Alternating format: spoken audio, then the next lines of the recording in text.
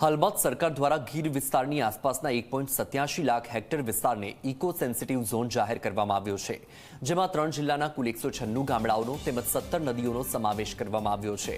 ત્યારે eco sensitive ઝોનનો Junagadh, Gir Somnath અને અમરેલી જિલ્લાના ખેડૂતો દ્વારા વિરોધ કરવામાં આવ્યો છે।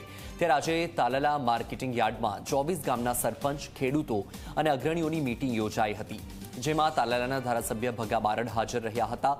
ભગા બારડે ઇકોઝોન મુદ્દે જણાવ્યું કે આ ઇકોઝોનનો કાયદો હજુ લાગુ પડ્યો નથી। સરકાર દ્વારા નિયમો બનાવ્યા છે, જે લોકોને વાંધો હોય તે રજૂઆત કરી શકે છે।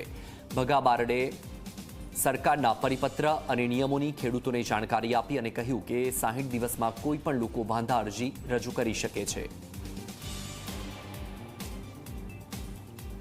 60 દિવસ સુધીની મુદત છે। કોઈને પણ પોતાનો પ્રશ્ન રજૂ કરવા માટેની, પોતાની વિસંગતતાઓ રજૂ કરવા માટેનો જે કંઈ મુદ્દાઓ હોય એના પોર્ટલ ઉપર ઓનલાઈન પણ રજૂઆત કરી શકે છે, લેખિતમાં કરી શકે છે, કાગળ મોકલીને પણ કરી શકે છે। આ બાબતની નિખાલસપણે આજે બધી ચર્ચાઓ થઈ છે। આવનારા સમયમાં અમારી પાસે આ વિસ્તારના ધારાસભ્ય તરીકે જે એવા મુદ્દાઓની રજૂઆતો આવશે એ સરકાર સુધી પહોંચાડવાના પ્રયત્ન કરશું।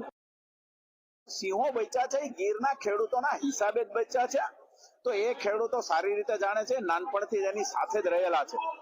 આવા કાયદા રૂપી, રાક્ષસ રૂપી કાયદાઓ કરી અને તમે ખેડૂતોને હેરાન ના કરો।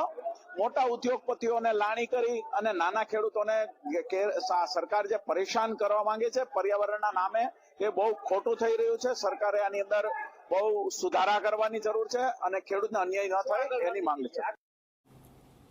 વડોદરાના